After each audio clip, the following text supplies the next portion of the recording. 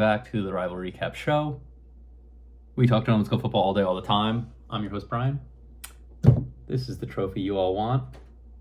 And we are 6 weeks down, 8 weeks to go in the regular season. Some chatter about a big group bet was put in. Speaking of the long 20, Eric Olson wins again, paid out by John Sedano, 74-point pawpaw. So, Eric, you were so on board with it last week when you won it for Brian Thomas. Are you on board? Are we talking here? Are we going to do something? Are we going to have a league betting analyst? I know some guys who would love that role and shouldn't have that role. So, would love to see Eric, a level-headed guy, maybe take the reins on that, especially after winning the long 20 2 weeks in a row.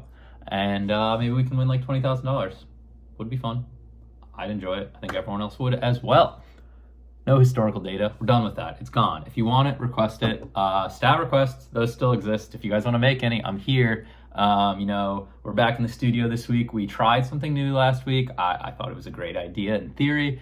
It just didn't materialize, but hopefully my energy made up for it. And lastly, before we get into the wonderful matchups, I got plenty of these. So if you guys are liking these looks, I'll keep it coming. plenty of options to choose from, plenty of different collars. So you'll see what I look. This is what I look like in the office, like a damn fool. But without further ado, the matchups. We're starting in the late night bowl. The Tortugas taking on Matt Lynch and the Phoenix Fire, 108-93. The Tortugas, the Phoenix Fire, some cool sounding names. Not a cool matchup though. Really, like, not a lot to talk about. I won, but 108's just kind of whatever. Dallas Goedert almost kind of fucking me. This tight end situation has been a wreck. No matter who I put there, just cannot perform. Mark Andrews finally getting a touchdown on my bench. Henry is just the backbone of this team. I don't know what I would do without him. I want to talk about a trade later, or some potential trades, some potential other things. We'll circle back at the end. But Charlie, I asked for Derrick Henry today, and I just asked him for like everyone because I don't want to. I just don't want to. Lynch, other side, a guy who is struggling to fill a lineup this week, but figured it out. He got Goodson from Indy on into his lineup. I think he dropped Rashee Rice, which I don't think Rashee Rice is going to play in the regular season. So, yep, that was due. But I guess while we're speaking of not full lineup, there were a couple across the league. And I just wonder. I know, so Lynch was in that spot. He was able to do it. I know Lamb and Joe didn't start kickers. And I don't know. I would love to know, was that agreed on? Was there any text? Was there any verbal exchange? Or did Joe just see Kevin's kickers on by and just knew he wasn't going to pick one up and didn't want to either? I don't know if that was a gentleman's exchange or not. But Tony, I forget. I think he needed a defense. I mean, he knew he was going to lose by a lot. He ended up losing by a lot. A defense wouldn't have made a difference. But we had some disagreements over players that are worthy of keeping. Juju, fucking clown. Tony has two rookie running backs that really haven't done too much yet. Like, I understand rookies, they might not hit their stride till week 8, week 9. You want to hold them, but two is tough in our league. Two is tough. And then I forget who the other guy. Oh, Tutu Atwell. Tutu fucking Atwell. Guy's never going to see your lineup. You don't have any wide receiver buys coming up, and Kupp and Nakua are inbound. So, and then the last guy, Charlie, who we'll get to Charlie a little bit, his full lineup, but Charlie, the guy who loves to complain about this lack of IR spot, I think he plays like he has an IR spot. Like, he had Puka Nakua already injured. You know, he has buys coming up. He trades for Devontae Adams and TJ Hawkinson last week, or a little over a week ago, or at this stage, whatever. 2 injured players.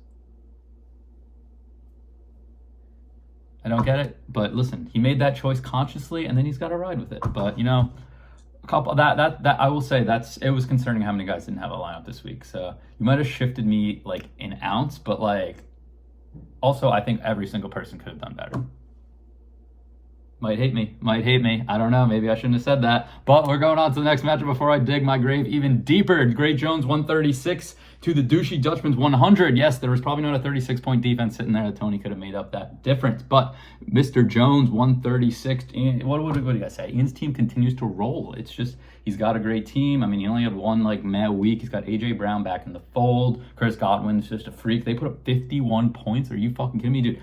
NFC South games are fucking shootouts, and they could just be anything. We saw it last week, the week prior on Thursday Night Football. Or maybe it's just the Bucks. Maybe it's just if the Bucks are involved, it's a fuck show. But NFC South seems to produce some crazy games. Chris Godwin, 35.5 points. Other side, Tony, 100. Jaden Daniels, Terry McLaurin got him 43, combined 44 even.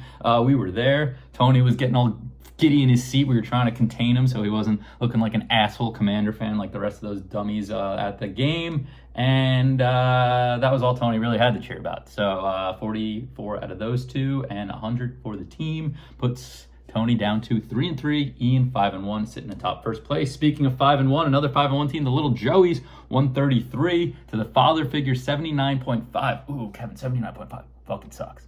Not quite a dud. The father figures. I told you. What did I say last week? Kevin's got the biggest boomer bust roller coaster fucking team I've ever seen. What did he have? 170 last week, and now he's down to 79.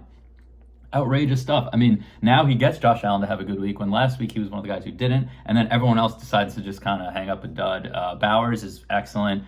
Yes, this is the kicker swap that I'm seeing here. Kevin moves on. just another loss. I don't think Kevin gets too fazed by this at all.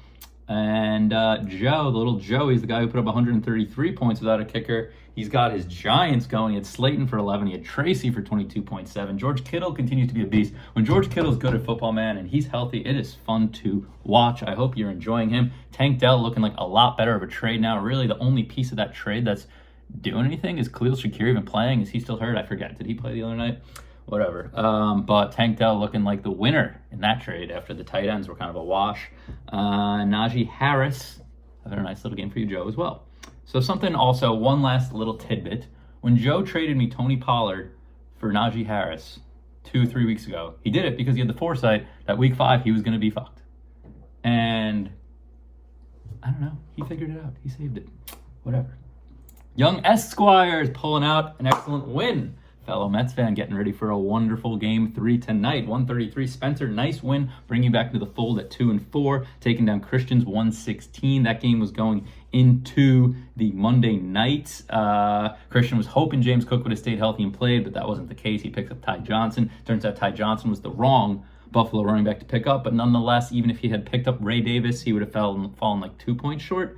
Breece Hall was just simply too much, and Kincaid. I was going to say I thought Spencer had someone else, and Kincaid threw up 11 points. So Spencer was able to hold off Christian for 133. Breece Hall, Bucky Irving. Oh my God, Bucky Irving throwing up 18 points. And then who's that other guy throwing up 34 points or whatever the hell it was? No one even picked him up. I mean, I get it. It was probably just, and then Rachaad White's coming back and whatever, game script, whatever. But wow, those Bucks, man, those Bucks. Next matchup, guys. It's like we're going in a row, guys. All you guys winning. Let's see. Jones won with 136. Joe won with 133. Spencer won with 133. And then Eric wins with 132. Eric's a third guy who's 5-1, sitting atop. 4 wins in a row. Takes down Charlie and the DC Darkness Retreat. Eric, I mean, I feel like every time I look at Eric's team, I just see the quarterback has a pretty good game. The running backs have like 20, and now he's got Debo going with 20. Debo was the long 20 winner this week. He had a 70-something yard touchdown. Rico Dowdle, okay. Jake Ferguson, bleh. Brian Thomas finally slowing up a little bit, but I mean that's more probably Trevor Lawrence than anything. He's getting through Tyreek's bye. I don't even know what's Tyreek's value anymore. Someone at work today told me that they were offered Tyreek Hill for. It was shocking. I can't even remember. But I'm curious. I'm curious if there is any true value in Tyreek Hill right now, or what it would be if Eric was to ever try and shop him. Charlie 95. Yeah, the man who needs a running back. The man who's going shopping. He's got assets. Charlie definitely has assets. Running backs are far and few between in this league. But I gotta say, Charlie, I think your ultimate trade partner is Matt Lynch. Make a blockbuster. Make it happen. I want to see it. I think you two are well matched to make some serious fireworks. And then afterwards, one of you two trade me a quarterback. That would be cool. Anyway, because I haven't even talked about this yet. I have the QB6 who just gets benched for Russell Wilson because old Russ is back. Old Russ is healthy again. Let's throw him in the fold. And God knows I'm not picking up a Russell Wilson. I'd rather run Bo Nix before I ran Russell Wilson. So if I don't make a trade for a quarterback, you might see me run Bo Nix. Next matchup. Latin Mooks 102 to Paw. Dud, dud, dud, dud. You moron. You drafted like shit. You managed like shit. Dud, dud, dud. Another little dud for Mr. Sodano, who is 1-5 sitting in 14th place. He's definitely not tuning in, I'll tell you that much. The guy asked if the long 20 was still in existence. Like, buddy, I only talk about it in the first fucking minute of every episode. Gosh, give me a break, John. I know your team's bad. I'm probably not fun to watch when your team's bad.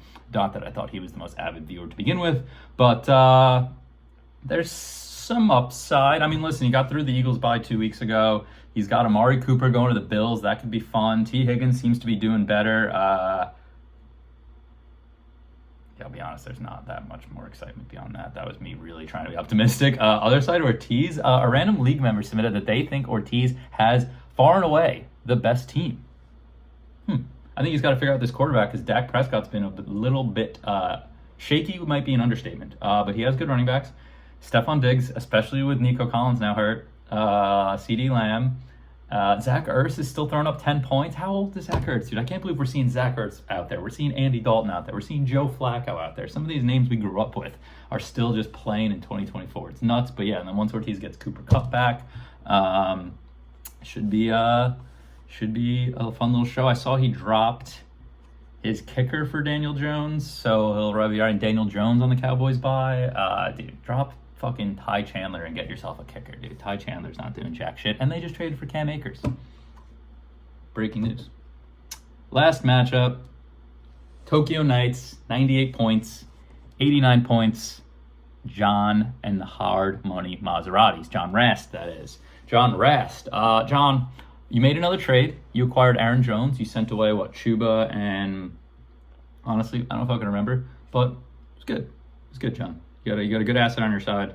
I will say your team's looking more optimistic. I saw you put your lineup in for next week, and it looks more optimistic.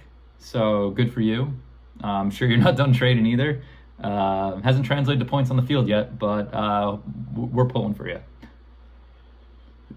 Mike, though, 98 squeaks out a win. Fucking Bijan, 25 points. Brian Robinson was on the bench.